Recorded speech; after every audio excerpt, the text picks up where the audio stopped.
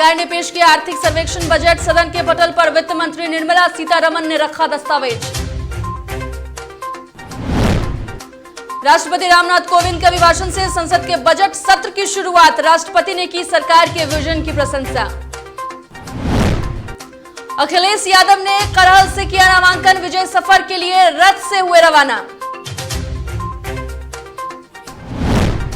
मंत्री मुकेश सहनी के बीजेपी ने पीठ में खंजर मारने वाले बयान पर मंत्री नितिन नवीन ने किया पलटवार। कहा, पार्टी ने जो भी निर्णय लिया वह बिल्कुल उचित। नमस्कार, डीटीवी भारत में आपका स्वागत है। मैं हूं पूजा वर्मा। शुरुआत करते हैं बुलेटिन के। देश के विकास की गति में रफ्तार देने वाले आम बजट से पहले आज संसद में आर्थिक समीक्षा पेश की गई। वित्त मंत्री निर्मला सीतारमण ने लोकसभा में आर्थिक समीक्षा पेश की है। वहीं सदन की शुरुआत में ही सभी दिवंगत आत्माओं को श्रद्धांजलि दी गई, जिसके बाद लोकसभा स्पीकर ओम बिरला ने बजट का जिक्र किया।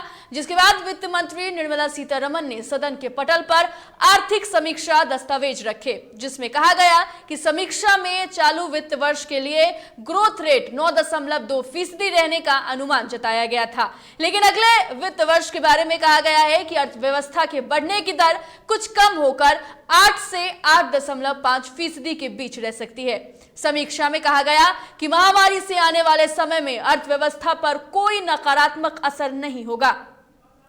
यह मानते हुए ग्रोथ रेट का अनुमान लगाया गया है। बड़े पैमाने पर वैक्सीन की कवरेज, सप्लाई से जुड़े रिफॉर्म से हुए फायदे, नियमों में ढील दिए जाने और एक्सपर्ट में ठोस वृद्धि और पूंजीगत खर्च बढ़ाने की सहूलियत से ग्रोथ को मजबूती मिलेगी। तो अर्थव्यवस्था में 8 से 8.5 के बीच रहने की अनुमान जताया गया है। आज वित्त मंत्री निर्मला सीतारमण ने आर्थिक सर्वेक्षण बजट पेश किया है। बता दें कि राष्ट्रपति के अभिभाषण के बाद वित्त मंत्री निर्मला सीतारमण ने सदन के पटल पर आर्थिक सर्वेक्षण बजट पेश किया है।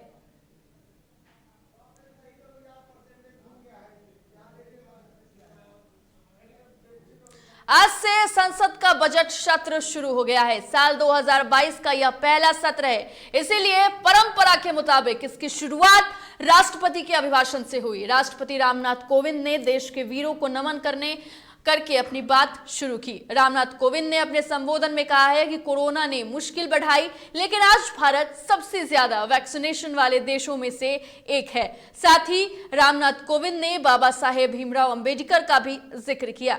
किसानों पर राष्ट्रपति ने कहा कि किसानों से भी रिकॉर्ड खरीदी गई है। किसानों की आय के नए जरिए तैयार किए जा रहे हैं। कृषि से जुड़े निर्यात में रिकॉर्ड बढ़ोतरी हुई है और किसान रेल से किसानों को फायदा हुआ है। वहीं अपने अभिभाषण के दौरान दोनों सदनों को संबोधित करते हुए राष्ट्रपति ने कई योजनाओं का जिक्र कर सरकार की उपलब्धियों को गिनाया। डॉलर का विदेशी निवेश आना इस बात का प्रमाण है कि अंतर्राष्ट्रीय निवेशक भारत के विकास को लेकर बहुत आश्वस्त हैं। भारत का विदेशी मुद्रा भंडार भी इस समय $630 बिलियन से ऊपर है। वहीं अपने अभिभाषण के दौरान राष्ट्रपति रामनाथ कोविंद ने देश में मनाए जाने वाले अमृत महोत्सव का भी जिक्र करते हुए कहा, आज़ादी का अमृत महोत्सव हम सभी भारतीयों के लिए अगले 25 वर्षों के संकल्पों को आकार देने का पवित्र अवसर है। मेरी सरकार सबका साथ, सबका विकास, सबका विश्वास और सबका प्रयास के मंत्र पर चलते हुए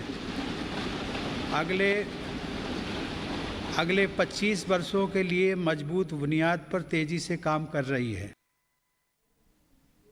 वहीं राष्ट्रपति ने अपने अभिभाषण में आयुष्मान भारत से राहत और किसानों से खरीदारी की भी बात कही। सरकार ग्रामीण अर्थव्यवस्था और देश के किसानों को सशक्त बनाने के लिए निरंतर काम कर रही है। वैश्विक महामारी के बावजूद साल 2020-21 में हमारे किसानों ने 30 करोड़ टन से अधिक खाद्यान्न और 33 करोड़ टन से अधिक बागवानी उत्पादों की पैदावार की। सरकार ने रिकॉर्ड उत्पादन को ध्यान में रखते हुए रिकॉर्ड सरकारी खरीद की है। 80,000 से अधिक हेल्थ एंड वेलनेस सेंटर्स और करोड़ों की संख्या में जारी आयुष्मान भारत कार्ड से गरीबों को इलाज में बहुत मदद मिली है। सरकार ने 8,000 से अधिक जन औषधि केंद्रों के माध्यम से कम कीमत पर दवाइयां उपलब्ध कराकर इलाज पर होने वाले खर्च को कम किया है। राष्ट्रपति ने महिलाओं के विकास का भी जिक्र किया। इस दौरान उन्होंने महिलाओं के हित में बात करते हुए सरकार द्वारा हाल में उठाए गए कई योजनाओं का जिक्र किया। साथ ही 3 तलाक के मुद्दे का भी जिक्र करते हुए कहा। वहीं उन्होंने रक्षा क्षेत्र में मेक इन इंडिया का भी जिक्र किया। व्यवस्था को गति देने में महिलाओं की भूमिका अधिक विस्तृत होती जा रही है। 2021-22 में 28 लाख सेल्फ हेल्प ग्रुप्स को बैंकों की तरफ से 65,000 करोड़ रुपए की मदद दी गई है। यह राशि 2014-15 की तुलना में 4 गुना अधिक है। सरकार ने हजारों महिला सेल्फ हेल्प ग्रुप्स के सदस्यों को ट्रेनिंग देकर उन्हें बैंकिंग सखी के रूप में भागीदार भी बनाया है। ये महिलाएं ग्रामीण क्षेत्रों में बैंकिंग सेवाओं को घर घर तक पहुंचाने का माध्यम बन रही हैं। महिला सशक्तिकरण मेरी सरकार की उच्च प्राथमिकताओं में से एक है। उज्ज्वला योजना की सफलता के हम सभी साक्षी हैं। मुद्रा योजना के माध्यम से हमारे देश की माताओं बहनों की उद्यमिता और कौशल को बढ़ावा मिला है। बेटी बचाओ बेटी पढ़ाओ पहल से अनेक सकारात्मक परिणाम सामने आए हैं और स्कूलों में प्रवेश लेने वाली बेटियों की संख्या में उत्साहजनक वृद्धि हुई है। बेटे बेटी को समानता का दर्जा देते हुए मेरी सरकार ने महिलाओं के विवाह के लिए न्यूनतम आय को 18 वर्ष से बढ़ाकर पुरुषों के समान 21 वर्ष करने का विधेयक भी संसद में प्रस्तुत किया है। सरकार ने 3 तलाक को कानूनन अपराध घोषित कर समाज को इस कुप्रथा से मुक्त करने की शुरुआत की है। मुस्लिम महिलाओं पर केवल मेहरम के साथ ही हज यात्रा करने जैसे प्रतिबंधों को भी हटाया गया है। वर्ष 2014 से पूर्व मेरी सरकार देश की सुरक्षा के लिए दृढ़ संकल्पित होकर काम कर रही है। सरकार की नीतियों की वजह से डिफेंस सेक्टर में, विशेषकर रक्षा उत्पादन में देश की आत्मनिर्भरता लगातार बढ़ रही है। वर्ष 2020-21 में सैन्य बलों के आधुनिकीकरण के लिए जो भी स्वीकृतियां प्रदान की गईं, उनमें 87% उत्पादों में मेक इन इंडिया को प्राथमिकता दी गई।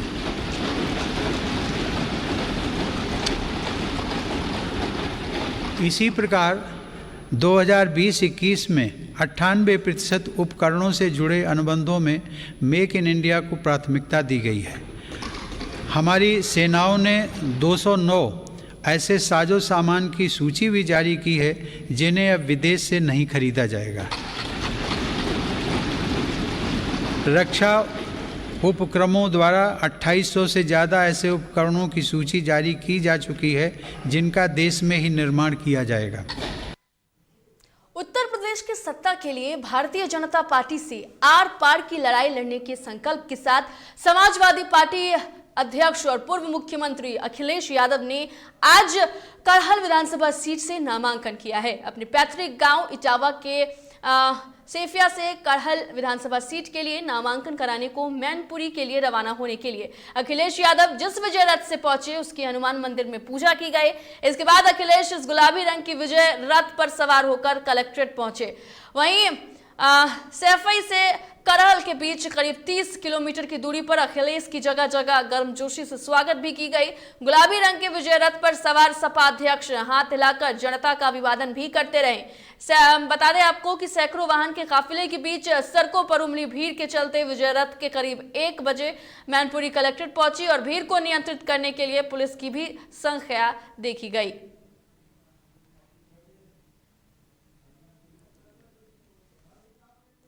तो अखिलेश यादव ने आज अपना नामांकन दर्ज किया है। आपको बता दें कि मैनपुर से उन्होंने अपना नामांकन पर्चा दाखिल किया है। विजय रथ पर सवार होकर अखिलेश यादव नामांकन करने पहुंचे।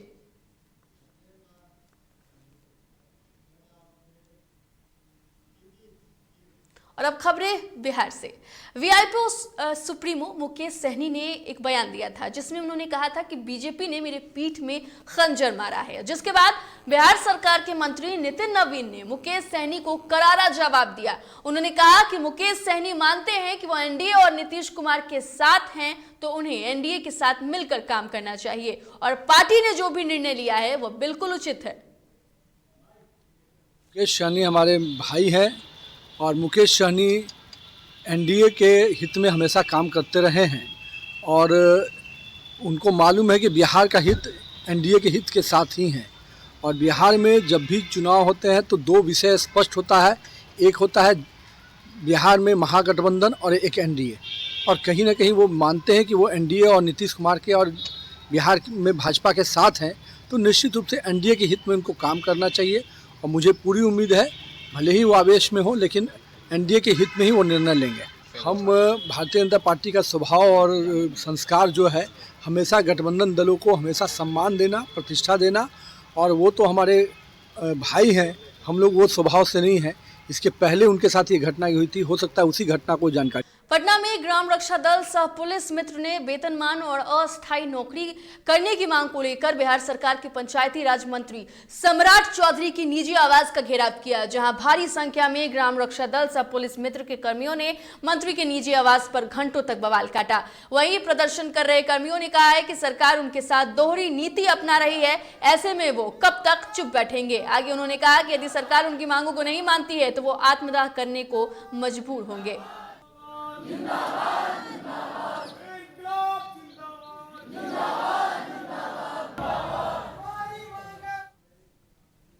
बिहार में एमएलसी चुनाव को लेकर सरगर्मियां तेज है। जहां महागठबंधन में सीट शेयरिंग को लेकर बवाल जारी है, वहीं कांग्रेस विधायक अजीत शर्मा ने कहा है कि उन्होंने कल कोशिश की थी लालू प्रसाद यादव और तेजस्वी यादव से मिलने की, लेकिन मुलाकात नहीं हुई और तेजस्वी यादव के ऐलान के बाद उन्होंने भी मन बना लिया है कि 24 सीटों पर अकेले चुनाव लड़ेंगे। बता दें कि नेता प्रतिपक्ष तेजस्वी यादव ने मीडिया कर्मियों से बात करते हुए कहा था कि कांग्रेस से अलग होकर चुनाव लड़ेंगे। तो है हम लोग का, सेकुलर हम लोग हैं दोनों, लेकिन ये तय ऊपर से होगा। लेकिन हम लोग भी तैयारी कर रहे हैं और अभी चुनाव की घोषणा नहीं हुई। जब घोषणा होगा तो हम लोग भी उम्मीदवार की घोषणा कर देंगे। इतिहास देख लीजिए, भागलपुर में जब 2005 में लड़े, कांग्रेस अकेले लड़ी, मैं उसका उम्मीदवार था। राजद से शंभू दयाल खेतान जी, उनको 23,000 वोट आया, हमको 34,000 आया, हम लोग हार गए, सोनी चौबे जीते। 2010 की बात कर लीजिए, राजद और लोजपा साथ था, उनके कैंडिडेट से डॉक्टर एनके यादव, फिर मैं उम्मीदवार था, हमको 38,000 वोट आता है और उनको आता है 18,500 वोट। गोपालगंज में जिला मुख्यालय स्थित शिक्षा विभाग में शिक्षकों ने शिक्षा मंत्री का पुतला दहन कर सरकार के खिलाफ जमकर नारेबाजी की। वहीं इस दौरान शिक्षकों ने शराब और शराबियों के मुखबिर शिक्षकों से करने के आदेश पर आक्रोश व्यक्त करते हुए इस आदेश को वापस लेने की मांग की है। साथ ही सरकार के अपर मुख्य सचिव द्वारा जारी आदेश पत्र की प्रतियां भी जलाई। हम लोग शिक्षा मंत्री का पुतला दहन किए हैं, जिसमें शराबबंदी अभियान को लेकर जो शिक्षकों की जो भूमिका तय की गई है मुखबिर का, वो अब निश्चित रूप से शिक्षकों को अपमानित करने वाला है। अपमानित के अलावा इसमें शिक्षकों के जान माल को भी खतरा है, क्योंकि सबको पता है शिक्षकों को अतिरिक्त सुरक्षा मिलता नहीं है। और जो शराब सिंडिकेट है या जो भी इससे जुड़े हुए हैं, बहुत बड़े बड़े माफिया लोग हैं। आज हम लोग शिक्षा मंत्री का पुतला दहन किए गोपालगंज में, बिहार पंचायत नगर प्रारंभिक शिक्षक संघ के बैनर के अंतर्गत। और हम लोगों का मांग है कि सरकार, हम लोग इस काम को करने से कोई एतराज नहीं है। हम लोग और गैर शैक्षणिक जो कार्य करते हैं उसके साथ ये भी कर सकते हैं, लेकिन सरकार इसके लिए हम लोगों को अतिरिक्त सुरक्षा मुहैया कराए और इसके लिए अतिरिक्त पावर दे, तो हम लोग ये काम। बिहार पंचायत नगर प्रारंभिक शिक्षा संघ छातापुर के द्वारा बीआरसी छातापुर में शिक्षा मंत्री विजय कुमार चौधरी का पुतला दहन किया गया। शिक्षकों ने शराबबंदी कानून का पालन कराने के लिए शराबियों को पकड़वाने के आदेश के खिलाफ जमकर नारेबाजी की गई। शिक्षकों का कहना है कि उनका काम बच्चों को पढ़ाना है, न कि शराबियों को पकड़वाना।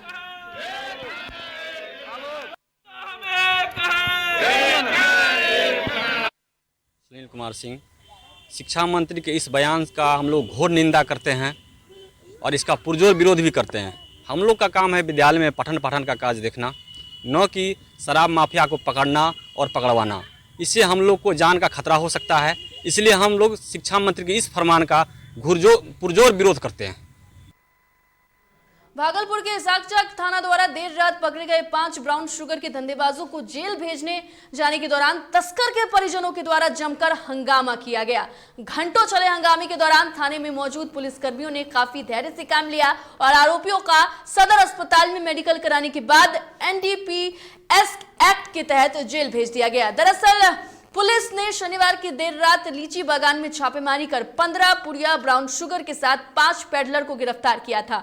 ये लोग बागान में जमा होकर ब्राउन शुगर की खरीद बिक्री कर रहे थे। मामले की जानकारी पाकर आरोपियों के परिजन थाना पहुंच गए और जमकर बवाल काटा। परिजनों का कहना है कि उनके बेटों को फंसाया जा रहा है। खबर पर अधिक जानकारी के लिए हमारे संवाददाता कृष्णा हमारे साथ फोन लाइन पर जुड़ गए हैं। कृष्णा, क्या कुछ पूरा मामला है? साकचक थाना अंतर्गत का मामला है मैम, और इसमें मतलब पहले भी धंधा में ये सम्मिलित था। जी कृष्णा, ये बताइए कि लगातार ऐसे मामले जो हैं वो सामने आ रहे हैं, ऐसे में प्रशासन क्या कुछ रोक इख्तियार कर रहा है? प्रशासन के तरफ से कार्रवाई की जा रही है। एसपी सर से भी हमारी बातचीत हुई थी फोन पे जी। तो उसने भी बताया था जहाँ तक होगा एक भी तस्कर को छोड़ा नहीं जाएगा। सिर्फ मतलब कि पता नहीं चल पा रहा है कौन कौन धंधेबाज के, और इसको गुप्त सूचना के आधार पर पकड़ा गया था। बिल्कुल कृष्णा, बेहद शुक्रिया तमाम जानकारी के लिए। तो देखिए, तस्कर के परिजनों ने थाने पहुंचकर जमकर बवाल काटा, जिसके बाद पुलिस जो है वो तमाम तस्करों को हालांकि जेल भेज चुकी है, लेकिन परिजनों का ये कहना है कि उनके बेटे पर गलत आरोप लगाए जा रहे हैं। मुंगेर जिले के ऐतिहासिक धरोहर और गंगा घाट के सौंदर्यीकरण को लेकर डीएम नवीन कुमार का प्रयास रंग लाता हुआ नजर आ रहा है। दरअसल डीएम के प्रयासों के कारण अब नमामि गंगे परियोजना के तहत गंगा घाटों का सौंदर्यीकरण करते हुए जहाज घाट से लेकर दुमंठा घाट तक सभी 6 घाटों को जोड़कर रिवर्स फ्रंट बनाया जाएगा। वहीं उप विकास आयुक्त संजय कुमार सहित अन्य कई लोगों के साथ विभिन्न गंगा घाटों का उन्होंने जायजा भी लिया। किस विभाग से आए हैं तो क्या चीज? विभाग का सचिव हूँ और यहाँ हम लोग का नमामि गंगे का प्रोजेक्ट चल रहा है। इसमें स्थिति बनना है, इसके साथ साथ IPS लगेगा। हर एक घर का जो गंदा पानी है उसको हम लोग पाइप से कनेक्ट करके उसको STP पर ले जाएंगे और वहाँ उसको साफ करके फिर उसका रिंग जो ट्रीटेड वाटर गंदा। खबरें अभी और भी हैं, लेकिन फिलहाल वक्त हो चला एक छोटे से ब्रेक का। जल्द लौटेंगे।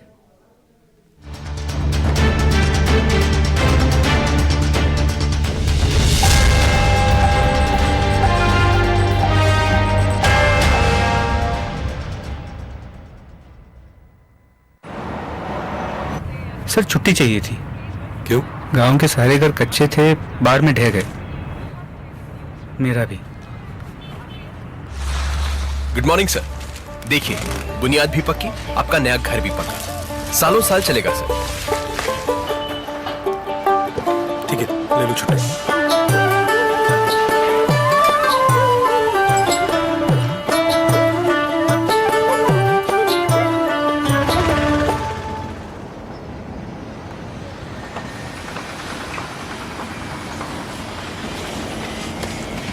लो, हो गया घर पक्का। छुट्टी कैंसिल।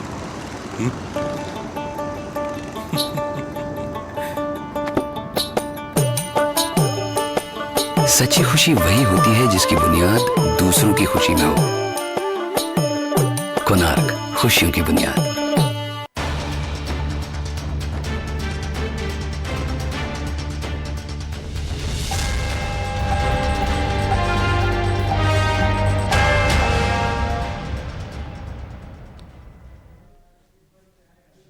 ब्रेक के बाद स्वागत है। बढ़ते हैं खबरों की ओर। नालंदा के दीपनगर थाना क्षेत्र इलाके के टारपर गांव में दबंगों ने घर में घुसकर महिला समेत 4 लोगों के साथ मारपीट की घटना को अंजाम दिया।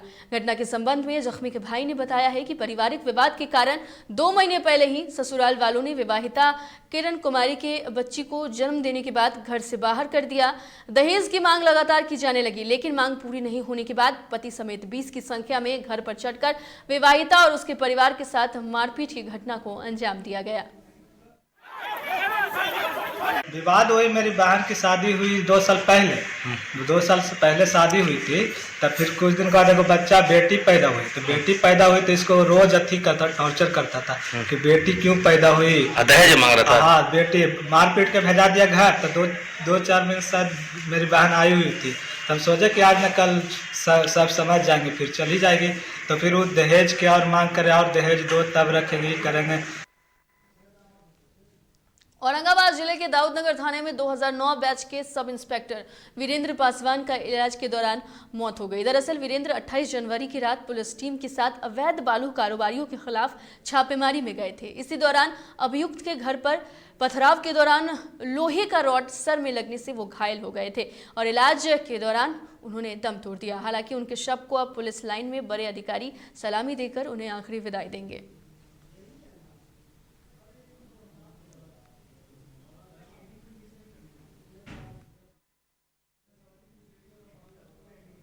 नालंदा में सरसों के खेत में ग्रामीणों ने एक अज्ञात युवक का शव देखा, जिसके बाद ग्रामीणों ने इसकी सूचना थाना पुलिस को दी। वहीं मौके पर पहुंची पुलिस ने खेत में पड़े युवती के शव को कब्जे में ले लिया। वहीं इस संबंध में पुलिस ने बताया है कि युवती की पहचान की जा रही है। अभी कुछ भी कहना जल्दबाजी होगी। फिलहाल पुलिस पूरे मामले में जाँच कर रही है। यहाँ पर आया है बुतरू लोग घास गढ़ेला, कुछ साग तोड़ेला, तो वही बोला कि जरे लाश है टमनियो गांव पर से आगे ली देखे ले। नहीं, हमारे के पता नहीं चला। ये होगा भंडारी खंडा बोलता है।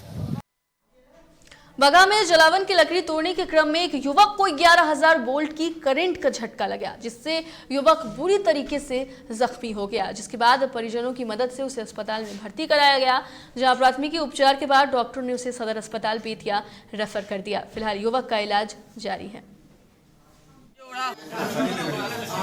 धूम करके जो भूरी धूम के पुत्र हैं, परिनगर बेलागोला के निवासी हैं, अभी 10 मिनट पहले उनको लेके यहाँ आया गया। एक्सीडेंटल बर्न का केस है, जहाँ तक हम लोगों को पता है। आगे तो विशेष घटना के बारे में जानकारी नहीं है, लेकिन जो देखने पर जो चीज़ ज्ञात हो रहा है कि वो बर्न का ही केस है, एक्सीडेंटल बर्न का केस है और थोड़ा सा गंभीर रूप से जख्मी। आरा के कृष्णगढ़ थाना क्षेत्र के सेरिया में किन्नरों के दरवाजे पर बदमाशों ने फायरिंग की, जिसके बाद घटना से नाराज किन्नरों ने मुख्य मार्ग पर आगजनी कर पुलिस प्रशासन के खिलाफ नारेबाजी की। दरअसल किन्नरों के घर के बाहर असामाजिक तत्वों ने पहले पटाखा छोड़ा और फिर दरवाजे पर हवाई फायरिंग करते हुए भाग निकले। वहीं किन्नरों का कहना है कि घटना से डर कर सभी किन्नर थाने पहुंचे, जहां पुलिस ने उनके साथ किसी मजाक किए जाने की बात कहते हुए उन्हें वापस लौटा दिया। इस बात से नाराज होकर 50 से ज्यादा की संख्या में किन्नरों ने बाजार को आगजनी कर जाम कर दिया और असामाजिक तत्वों पर कार्रवाई करने की मांग की। सड़क जाम इसलिए किए हैं, रात में हम लोग गए थे पुलिस स्टेशन, वहाँ से हमें न्याय नहीं मिला। रीजन क्या थी? रीजन ये थी, रात में 11 बजे रात को हमारे रूम पे दंगा हुआ है, जैसे कि हमारे रूम पे बम फोड़ा गया। सुपौल में अपराधियों का हौसला लगातार बढ़ता जा रहा है। दरअसल ताजा मामला त्रिवेणीगंज थाना क्षेत्र के जदिया सड़क मार्ग का है, जहां पर NH 327E पर अज्ञात अपराधियों ने हथियार के बल पर कपड़ा व्यवसायी के प्रबंधक से 2 लाख से अधिक रुपए लूट की घटना को अंजाम दिया। वहीं इस बाबत पीड़ित कपड़ा व्यवसायी के प्रबंधक और साथ मौजूद अन्य स्टाफ ने बताया कि मामले के विरोध करने पर 2-3 राउंड गोली भी चलाई गई। फिलहाल घटना की सूचना मिलने पर पहुंची पुलिस टीम मामले की जांच कर रही है। बताइए तो उनसे पूछिए, बोलिए ना, आप बोलिए। अभी हम लोग कलेक्शन करके आ रहे थे, हम लोग के छतापुर से। अभी आगे में 5-7 लड़का जो है ना गाड़ी लेकर के आगे में रोक करके हम लोग से हाथ से जो है ना जो रुपया कलेक्शन का था वो सब लूटपाट छीन छान लिया। हम लोग को मारा पीटा, गाली गलौज दिया और उसके बाद सब गोली फायर करके सब जो है निकल के भाग गया। कै गो लड़का था अपराधी? दरभंगा नगर थाना से महज 100 मीटर की दूरी पर किला घाट मोहल्ले में मेडिकल शॉप के मालिक अपनी दुकान को बंद कर अपने घर जा रहे थे। तभी मोटरसाइकिल सवार अपराधी ने पीछा करते हुए पैसे का बैग छीनने की कोशिश करते हुए उनको सिर पर हमला कर दिया। स्थानीय लोगों की मदद से घायल को अस्पताल में भर्ती करवाया गया है, जहां उनकी हालत देखते हुए DMCH रेफर कर दिया गया है। घटना की सूचना पाते ही नगर थाना प्रभारी राकेश कुमार अपने दलबल के साथ घटनास्थल पर पहुंचे और मामले की जांच में जुट गए।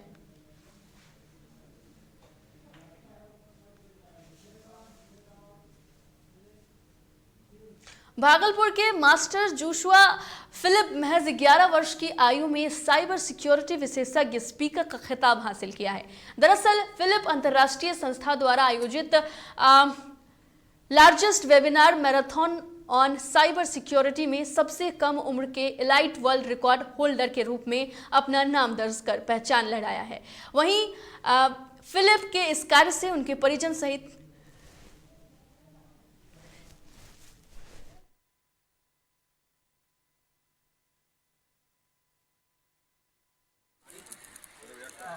मेरा एक बड़ा इवेंट था और मैंने एक वर्ल्ड रिकॉर्ड बनाया और एलाइट वर्ल्ड रिकॉर्ड्स के वो कंपनी का नाम था। और मैंने कल 12 घंटा 20 मिनट साइबर सिक्योरिटी के बारे में बात किया। मैंने ब्रेक 1 घंटा और 12 मिनट का लिया और अभी तो हमको फीलिंग्स मेरा बहुत खुश हुआ है। और मैंने साइबर सिक्योरिटी के बारे में जैसे मैंने कहा कि मैं बोला हूँ तो मैंने कुछ चीज़ बोला। उत्तर प्रदेश के सुल्तानपुर जिले में ग्राम प्रधान के दबंगई का मामला सामने आया, जहां प्रधान ने गांव की विवादित जमीन पर पंचायत भवन का निर्माण शुरू कर दिया है। दरअसल गांव के समीप के पिता को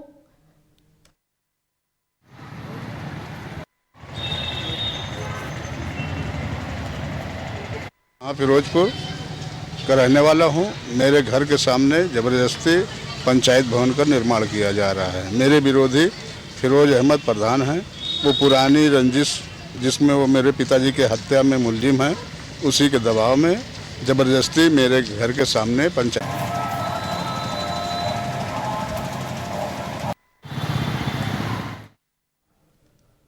यूपी के गोंडा में तरफगंज नवागंज हाईवे मार्ग स्थित रानीपुर पहाड़ी अति तीव्र मोड़ पर हुए हादसे में 3 श्रद्धालुओं की मौत हो गई और 20 से अधिक लोग घायल हो गए। बता दें कि सभी श्रद्धालु गाड़ी में लकड़ी का तख्त डालकर प्रयागराज में संगम स्नान करने जा रहे थे, जहां गाड़ी अनियंत्रित होकर गहराई में चली गई। वहीं सूचना पर पहुंची पुलिस ने घायलों को अस्पताल भिजवाया और SDM कुलदीप सिंह ने बताया है कि घटना की सूचना मिलने पर पानी से लोगों को निकाला गया, जिसके बाद घायलों को मुख्यालय जाकर कंबल वितरित किया गया है। दिनांक 30/1/2022 को जनपद गोंडा के थाना तरफगंज क्षेत्र में रात्रि करीब 11:30 बजे एक पिकअप गाड़ी जिसमें करीब 40-45 लोग, बच्चे, बूढ़े, जवान सवार थे, ड्राइवर की लापरवाही से अनियंत्रित होकर दुर्जनपुर घाट के पास एक पानी से भरे गड्ढे में पलट गई।